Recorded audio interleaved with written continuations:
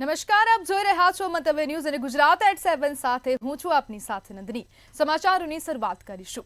રાજ્ય સરકાર દ્વારા મગફળીના પાકને થયેલા નુકસાન માટે જાહેર કરાયેલા રાહત પેકેજને લઈને રાજકારણ ગરમાયું છે। ખેડૂતોમાં ભારે નારાજગી જોવા મળી રહી છે, ત્યારે રાજકીય કેવો માહોલ છે આવું જાણીએ। माननीय मुख्यमंत्री ખેડૂતોના હિતને ધ્યાનમાં રાખીને તાત્કાલિક સર્વે કરાયો।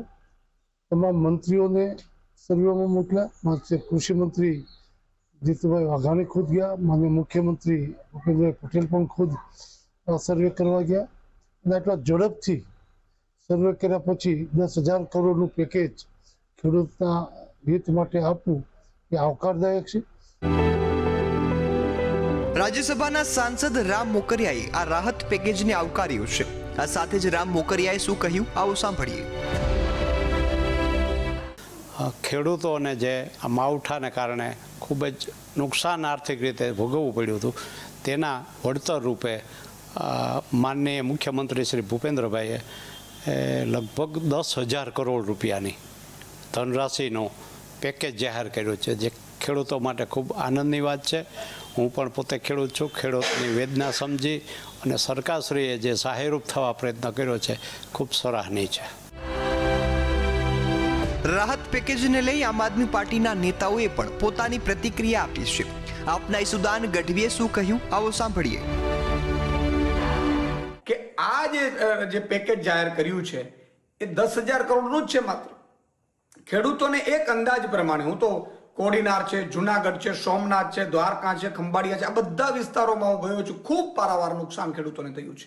અત્યારે પણ ખેડૂતોના પાક છે એ પાણીમાં તરે છે, પાથરાઓ તરે છે, મગફળી આખી પાછી ઉગી ગઈ છે। એટલે ખેડૂતોને 40,000 કરોડની આસપાસનું નુકસાન થવાનો અંદાજ છે। અને સાથે સાથે ન માત્ર આટલું જ, પરંતુ શિયાળુ પિત્ત પણ થઈ શકે એમ નથી। ઘણી જગ્યાએ પાણી ભરાયું છે, એટલે શિયાળુ પિત્ત પણ ખેડૂતો કરી શકે એવી સ્થિતિમાં નથી।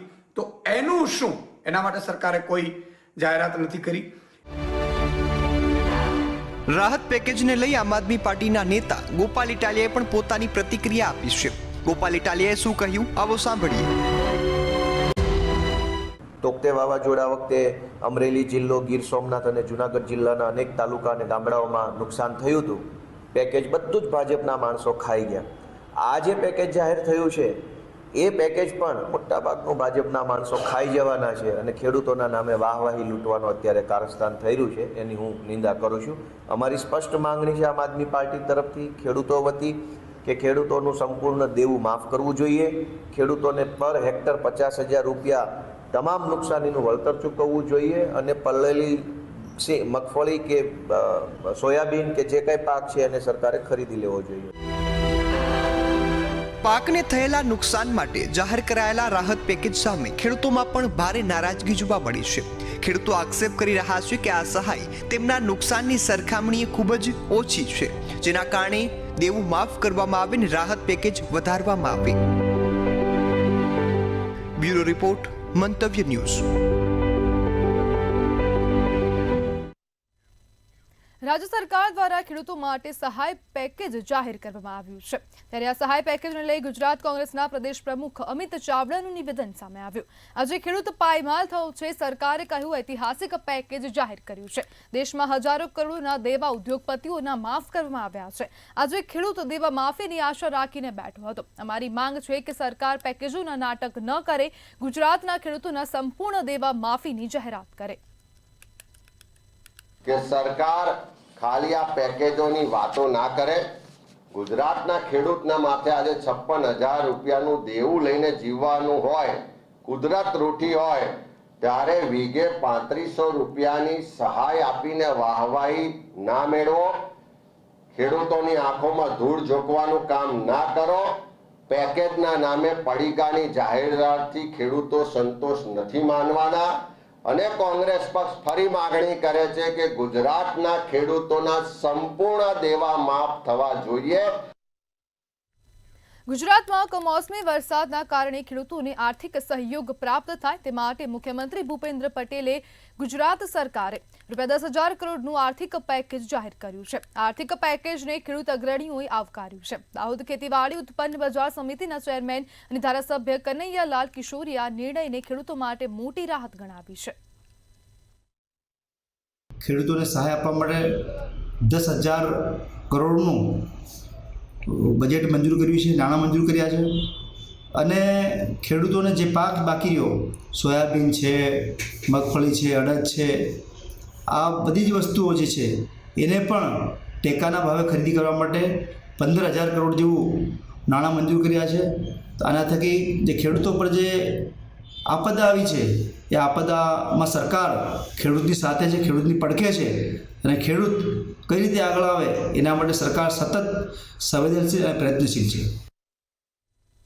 ગુજરાતમાં કમોસમી વરસાદના કારણે ખેડૂતોને મોટું આર્થિક નુકસાન વેઠવું પડ્યું છે, ત્યારે ગુજરાત સરકારે ખેડૂતોને આ સંકટમાંથી ઉગારવા માટે ₹10,000 કરોડના ઐતિહાસિક પેકેજની જાહેરાત કરી છે। આ પેકેજનો લાભ 16,500થી વધુ ગામોના ખેડૂતોને થશે। ભૂપેન્દ્ર પટેલના નેતૃત્વમાં રાજ્ય સરકારે કરેલા ઐતિહાસિક નિર્ણયનો ખેડૂત અગ્રણીઓ અને જનપ્રતિનિધિઓએ આવકાર્યા છે। કમોસમી વરસાદના કારણે લીધે ખેડૂતોને પારાવાર નુકસાન થયું છે। પાક પાણીમાં ગરકાવ થતા પાકને ભારે નુકસાન થયું છે। પાક બગડી જતા બજારમાં ભાવમાં ઉથલપાથલ જોવા મળી રહી છે, જેમાં સૌથી વધુ ડાંગરના પાક પર વધુ અસર પડી છે। પૂરતો જથ્થો બજાર સુધી ન પહોંચતા ભાવમાં વધારો જોવા મળી રહ્યો છે। અવિરત થોડા સતત વરસાદ પડવાના કારણે શાકભાજીની વાત કરીએ તો જે વેલાવાળા શાકભાજી છે એ વેલાવાળા શાકભાજીમાં ઘણું એવું નુકસાન થયેલું છે અને એમાં હાલ અમારા એપીએમસીમાં વેલાવાળા શાકભાજી અને બીજા શાકભાજી, ખાસ કરીને વેલાવાળા શાકભાજીમાં 50% આવકમાં ઘટાડો છે, જેના કારણે એના ભાવમાં 25થી 30% વધારો છે। આ ઉપરાંત બીજા પણ શાકભાજીમાં પણ આવકમાં જે ગુજરાતમાંથી આવે છે એમાં પણ ઘટાડો 30-40% છે, એના લીધે ભાવમાં થોડો વધારો જણાવેલ છે। શિક્ષણ જગતનું કડવું સત્ય એક એવું પણ છે જેમાં રાજ્યની ઘણી શાળાઓ શિક્ષક વગર ચાલે છે। અમદાવાદના નરોડા વિસ્તારમાં આવેલી ગ્રાન્ટેડ શાળા શિવમ વિદ્યાલયમાં એક પણ શિક્ષક નથી। અહીં વિદ્યાર્થીઓ શિક્ષક વગર જ જાતે જ ઓનલાઈન ભણવા માટે મજબૂર બન્યા છે। વધુ વિગતો સાથે જોઈએ આ ખાસ અહેવાલ।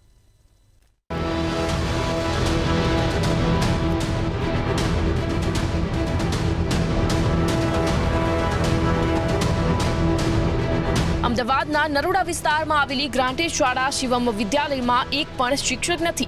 અહીં વિદ્યાર્થીઓ શિક્ષક વગર જ જાતે ઓનલાઈન ભણવા માટે મજબૂર બન્યા છે। છેલ્લા ઘણા સમયથી અહીંયા જ્ઞાન સહાયક પણ મૂકવામાં આવ્યા નથી। અહીંયા ધોરણ 10 અને 12ના વિદ્યાર્થીઓ જાતે જ ભણે છે, જ્યારે ગણિત અને ઇંગ્લિશના શિક્ષક ન હોવાને કારણે બોર્ડની પરીક્ષા તેઓ કઈ રીતે પાસ કરશે તેને લઈને તેમની મૂંઝવણ હવે ચિંતામાં પરિવર્તિત થઈ છે।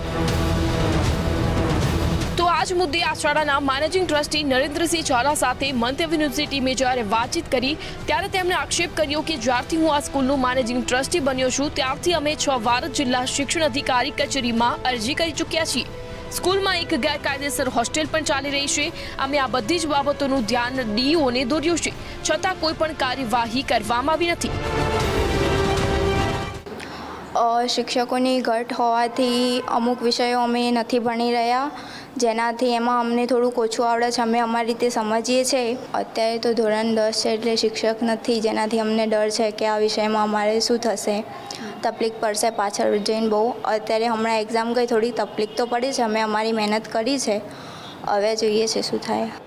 શિવમ વિદ્યાલયમાં મારા શિક્ષકોની ઘટ છેલ્લા પ્રિન્સિપાલ તો 3 વર્ષથી નથી, બાકીના શિક્ષકો ગઈ સાલથી નથી। આ સાલ થોડા માગણી કરી છે તો આ સાલ પર પહેલાં સાયન્સ મેથ્સ ગણિતનો શિક્ષક નથી, અંગ્રેજી નથી, સમાજ નથી, ગુજરાતી વિષયમાં ગણિત, વિજ્ઞાન, અંગ્રેજીના વિષયના શિક્ષકો નથી મળ્યા।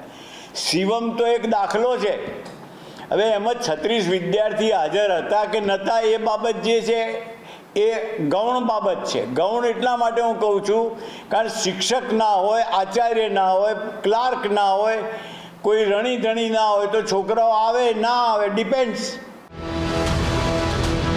બીજી બાજુ અમદાવાદ શહેર જિલ્લા શિક્ષણ અધિકારી સાથે ટેલિફોનિક વાતચીત થઈ, તેમાં તેમણે જણાવ્યું કે આ શાળામાં વિદ્યાર્થીઓની સંખ્યા ઓછી છે અને અહીંયા નિયમ મુજબ 36ની સંખ્યા હોય તો જ શિક્ષક ફાળવવામાં આવે, તેમ છતાં તેમણે અગાઉ જ્ઞાન સહાયક ફાળવ્યા હતા. બ્યુરો રિપોર્ટ, મંતવ્ય ન્યૂઝ.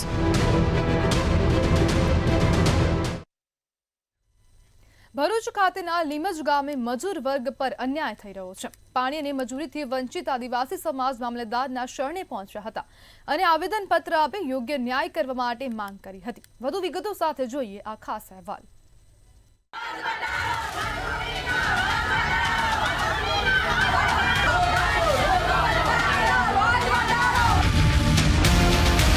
ભરૂચ જિલ્લાના જંબુસર તાલુકાના લીમજ ગામે મજૂરી કરતા આદિવાસી અને ગરીબ વર્ગ પર ગંભીર અન્યાય થઈ રહ્યો છે.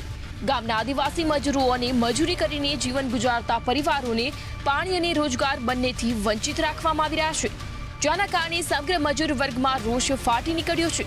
ગામના સરપંચ, આગેવાનો અને કેટલાક ખેડૂતો દ્વારા છેલ્લા કેટલાક સમયથી મજૂર વર્ગ સાથે શોષણાત્મક વર્તન થતું આવ્યું છે. ખેતરોમાં કપાસ વીણવા માટે મજૂરોને કિલોના માત્ર ₹8 આપવામાં આવે છે, જ્યારે બહારથી લાવવામાં આવતા મજૂરોને કિલોના ₹10 સાથે ચા નાસ્તાની સુવિધા પણ અપાય છે. આ સિવાય સ્થાનિક મજૂરોને 12 કલાક સુધી માત્ર ₹200માં કામ કરાવવામાં આવે છે, જે માનવ અધિકાર અને મજૂરીના નિયમોનું ઉલ્લંઘન કરે છે. આ જ પ્રકારના અન્યાય અને શોષણ સામે ગામના મજૂર વર્ગે મામલતદારને આવેદનપત્ર આપી ન્યાયની માંગ કરી છે. અમારે સેટે ₹10 કિલો કપાસ જોઈએ અને બીજા ગામવાળા આવે તેમને ₹10 આપે, અમને ₹8 આપે છે. તે એને ચા નાસ્તો ને ₹10 આપે, અમને કંઈ રોજી આપતા નહીં. ને અમે જ્યારે આ રોજીને અમે વિરોધ કર્યો ત્યાં એમ કહે છે કે અમે પાણી બંધ કરી દેશું. મજૂર વર્ગ દ્વારા મામલતદારને રજૂ કરાયેલા આવેદનમાં વધુમાં જણાવાયું છે કે અન્યાય સામે અવાજ ઉઠાવતા ગામના પાણીના સ્ત્રોતો પણ મજૂરો માટે બંધ કરી દેવાયા છે, જેના કારણે હાલ ગ્રામજનોમાં ભારે અશાંતિ વ્યાપી છે. મજૂર વર્ગે મામલતદારને ન્યાય આપવા અને દબાણકારો સામે તાત્કાલિક કાર્યવાહી કરવાની માંગ કરી છે. તેમણે જણાવ્યું છે કે જો તંત્ર યોગ્ય પગલાં નહીં લે તો સમગ્ર આદિવાસી અને મજૂર સમુદાય દ્વારા જંબુસર તાલુકા કચેરી આગળ આંદોલનનું એલાન કરાશે. જપન શાહ, મંતવ્ય ન્યૂઝ, ભરૂચ. રાજ્યના ઉપમુખ્યમંત્રી હર્ષ સંઘવી આજે ભરૂચના GNFC સર્કિટ હાઉસ ખાતે ભરૂચ, નર્મદા, તાપી, છોટાઉદેપુર અને પંચમહાલ જિલ્લાના અધિકારીઓ તથા ધારાસભ્યો સાથે મહત્વપૂર્ણ બેઠક યોજી. આ બેઠકમાં પ્રધાનમંત્રી નરેન્દ્ર મોદીની આગામી 15 નવેમ્બરે નર્મદા જિલ્લાના ડેડિયાપાડામાં યોજાનાર જનજાતિ ગૌરવ દિવસની તૈયારીઓની સમીક્ષા કરવામાં આવી. આ કાર્યક્રમમાં પ્રધાનમંત્રી બિરસા મુંડાની 150મી જન્મ જયંતિના અવસરે આદિવાસી સમાજને સંબોધિત કરશે. ઉપમુખ્યમંત્રી આયોજન, સુરક્ષા અને સુવિધાઓ અંગે સંબંધિત વિભાગોને જરૂરી માર્ગદર્શન આપતા સુમેળપૂર્ણ રીતે કામગીરી કરવાની સૂચના આપી. પ્રધાનમંત્રી શ્રી મોદી સાહેબે 2021ની અંદર 15 નવેમ્બરને ભગવાન બિરસા મુંડાજીના રાષ્ટ્ર નિર્માણને ધ્યાનમાં રાખીને આદિવાસી સમાજને એક ખૂબ મોટી ભેટ રૂપે અને ખાસ કરીને હર હંમેશ માટે નવી પેઢી પણ ભગવાન બિરસા મુંડા વિશે જાણે એને ધ્યાનમાં રાખીને જનજાતિ ગૌરવ દિવસ ઉજવવાનો પણ નિર્ણય લીધો. અને એ જનજાતિ ગૌરવ દિવસની યાત્રા ગઈકાલથી શરૂ થઈ છે. એની પૂર્ણાહુતિ 13 તારીખે કેવડિયા ખાતે થવાની છે. હિંમતનગરમાં વધુ એક પોન્ઝી સ્કીમ સામે કાર્યવાહી કરવાની માંગ થઈ છે. હિંમતનગરની ધ બિગ બુલ નામની પોન્ઝી સ્કીમ સામે ફરિયાદ નોંધવા સાબરકાંઠા એસપીને વધુ એકવાર રજૂઆત કરવામાં આવી છે. આ રોકાણકારો મોટી સંખ્યામાં એકઠા થઈને સાબરકાંઠા એસપી કચેરીએ પહોંચ્યા હતા, જે રજૂઆત કરી હતી કે 6 માસથી રજૂઆત કરવા છતાં કોઈ કાર્યવાહી ધ બિગ બુલ પોન્ઝી સ્કીમના સંચાલકો સામે થઈ નથી. આજે અમે એસપી કચેરી હિંમતનગર ખાતે અમે એક રજૂઆત અને ફરિયાદ લઈને આવેલા છીએ.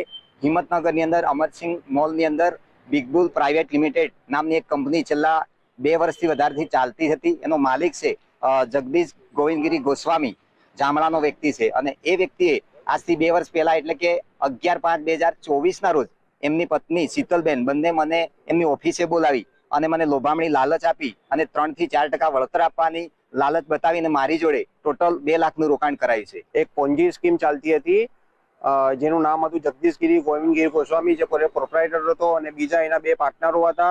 એ જોડી મિલીને ટોટલ 15 CR કૌભાંડ કરેલું છે, બરોબર. અને અત્યારે છેલ્લા 4 મહિનાથી કોન્ટેક્ટમાં નથી, સ્વિચ ઓફ કરીને ચાલ્યા ગયા છે. અને એની વાઈફ શીતલબેન ભાઈએ જોડે રહીને લોકોની મહેનતના પૈસા લઈને નાસી ગયા છે. રાજ્યભરમાં 4 નવેમ્બરથી SIRની કામગીરી શરૂ થઈ છે, જેમાં બૂથ લેવલ ઓફિસર ઘરે ઘરે જઈને મતદારો માટેના ફોર્મનું વિતરણ કરી રહ્યા છે.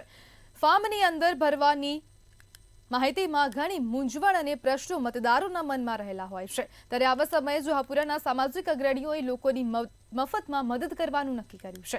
આ તમામ સમાજસેવક લોકો મતદાર યાદીમાં લોકોના નામો ચેક કરીને ફોર્મ ભરવામાં અને ઓનલાઈન અપડેટ્સ માટે મદદ કરશે. मतदार यादियों को, नई और पुरानी मतदार यादियों को हमने निकाल के रखा है और 2002 के पहले का जो सूची है उसमें उनको अपना नाम जो 18 साल के उस वक्त नहीं थे, जिनके पास मतदार आईडी नहीं था, उनको उनके माता पिता, दादा दादी, बड़े भाई, उनकी फैमिली में से किसी व्यक्ति का वहाँ पे उसको दर्शाना है. और जिन लोगों के पास वो इलेक्शन कार्ड थे उस वक्त 2002 की मतदार सूची में, उन्हें नाम ढूंढकर उन तक पहुँचाने का काम है. लेकिन इलेक्शन कमीशन ऑफ इंडिया द्वारा जो यादी ऑनलाइन प्रसिद्ध की गई है उसको ऑनलाइन ढूंढना बड़ा ही मुश्किल काम है.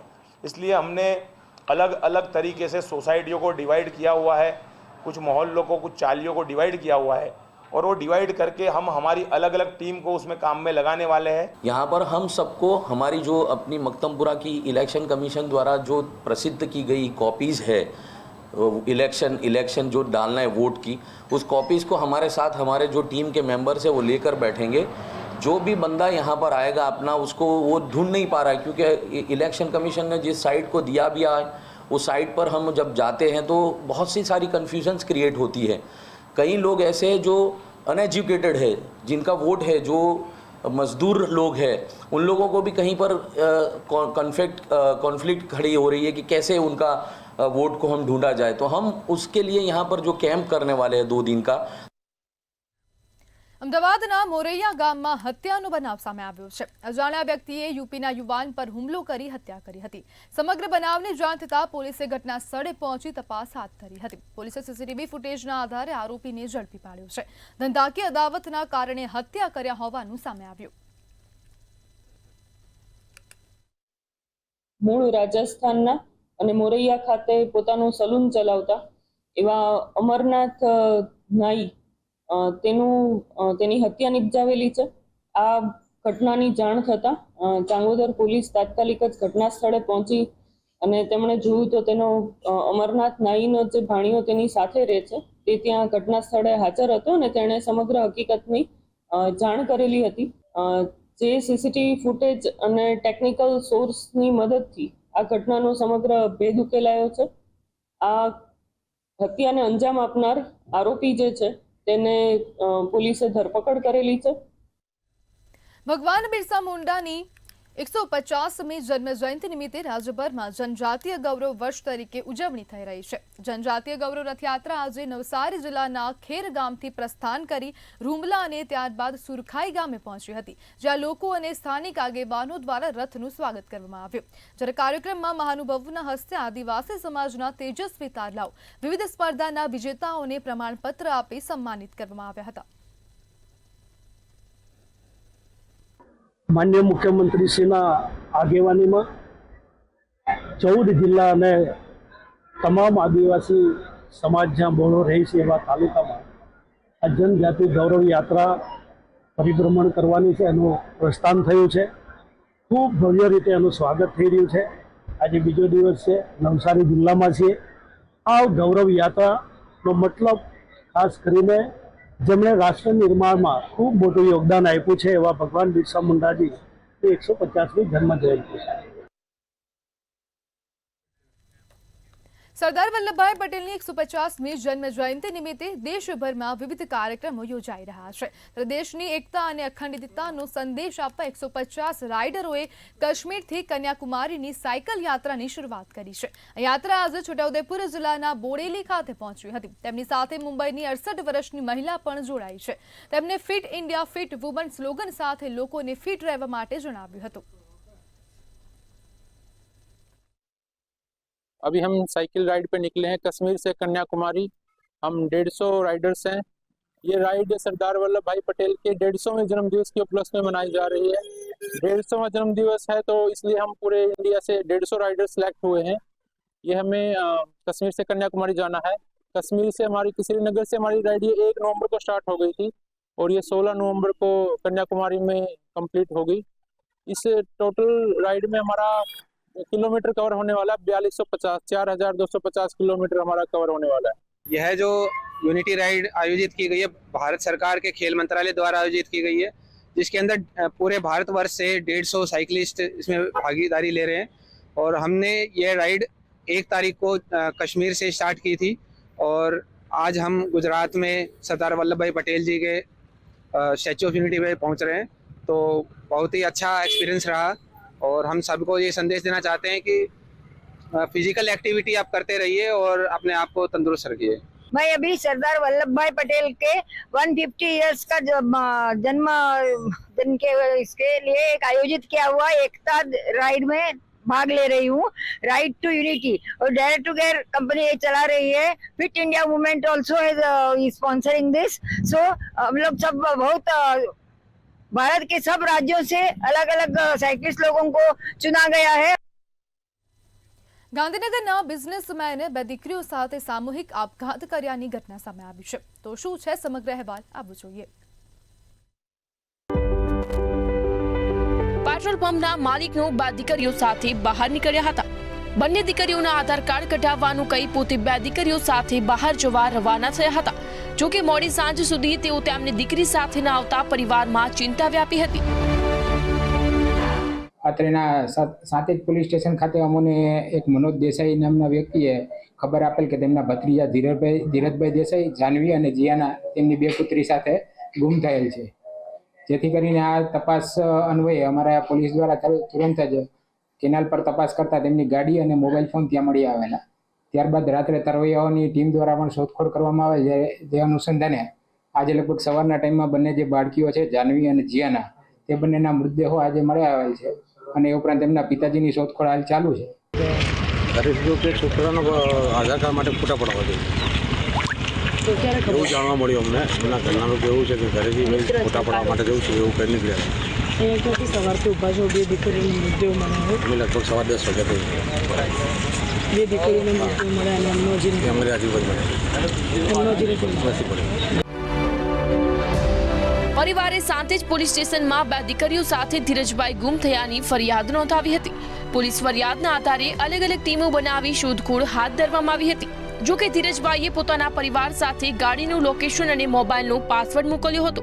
પોલીસે લોકેશનના આધારે તપાસની કામગીરી શરૂ કરી દીધી હતી. શોધખોળ દરમિયાન કલોલ નજીકથી પસાર થતી નર્મદા કેનાલમાંથી બંને દીકરીઓના મૃતદેહ મળી આવ્યા છે. પોલીસે બંને બાળકીઓના મૃતદેહને પોસ્ટમોર્ટમ અર્થે હોસ્પિટલ ખસેડ્યા છે. જ્યારે પિતાનું કોઈ અતોપતો ન હોતા શોધખોળ ચાલી રહી છે. આ ઘટનાથી પરિવાર અને રબારી સમાજમાં શોકનું મોજું ફરી વળ્યું છે.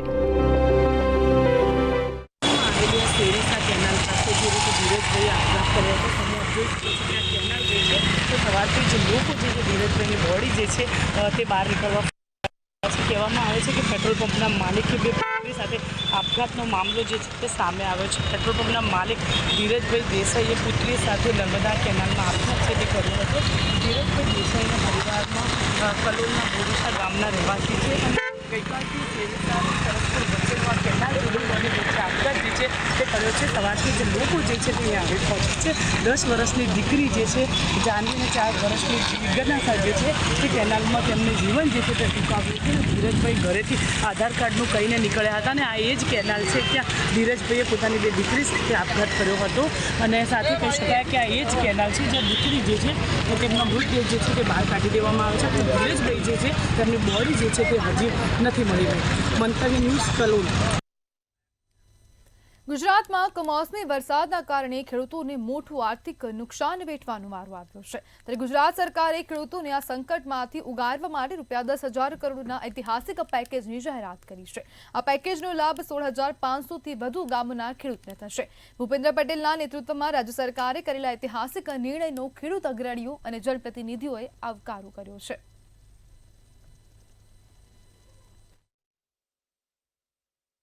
ખેડૂતોને સહાયરૂપ થવા માટે મદદરૂપ થવા માટે 10,000 કરોડ જેટલી માતબાદ રકમ આ ગુજરાતના ખેડૂતોને કૃષિ પાકને જે નુકસાની થઈ છે એના સંદર્ભમાં ચૂકવણી કરવા માટે અને માનનીય કૃષિ મંત્રી જીતુભાઈ વાઘાણી સાહેબે જે જાહેરાત કરી છે એ તેનાથી અમારા વિસ્તારના છોટાઉદેપુર જિલ્લાના પણ ઘણા બધા ખેડૂતોને જે પાકની નુકસાની થઈ છે એના વળતર રૂપે એમને મળવાના છે, ત્યારે ખેડૂતોમાં ખૂબ આનંદ છે।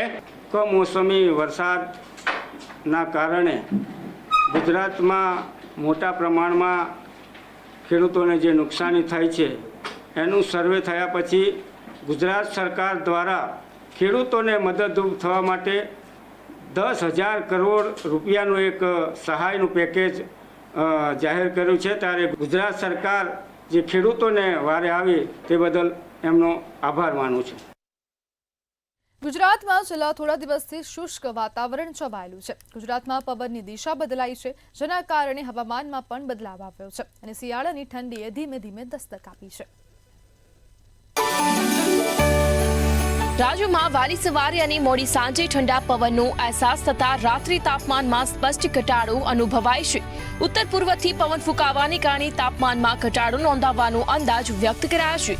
લોકો હવે ગરમ કપડાં પહેરવાનું શરૂ કરી ચૂક્યા છે।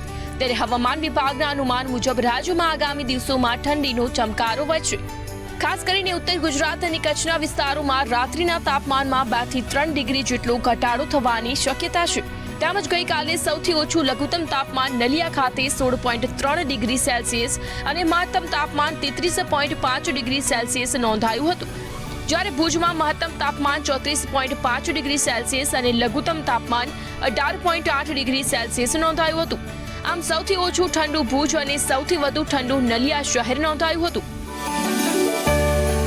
આગામી દિવસોમાં ઠંડીની આગાહી કરવામાં આવી છે, જેમાં પવનની દિશા ઉત્તર પૂર્વથી પૂર્વની થતા ઠંડીનો અનુભવ થશે। ઉત્તર તરફથી પવન આવતા તાપમાન ઘટવાની આગાહી કરાઈ છે। મોટાભાગના જિલ્લાઓમાં 2 થી 3 ડિગ્રી તાપમાન ઘટવાની શક્યતા છે। અમદાવાદમાં પણ ઠંડીનો ચમકારો અનુભવાય તેવી શક્યતા હવામાન વિભાગ દ્વારા કરાઈ છે। આજે અમદાવાદમાં મહત્તમ તાપમાન 30.8 ડિગ્રી સેલ્સિયસ અને લઘુત્તમ તાપમાન 17 ડિગ્રી સેલ્સિયસ આસપાસ રહેશે। બ્યુરો રિપોર્ટ, મંતવ્ય ન્યૂઝ। તો ગુજરાત@7 માં હાલ બસ આટલું જ। વધુ માહિતી માટે જોતા રહો મંતવ્ય ન્યૂઝ। નમસ્કાર।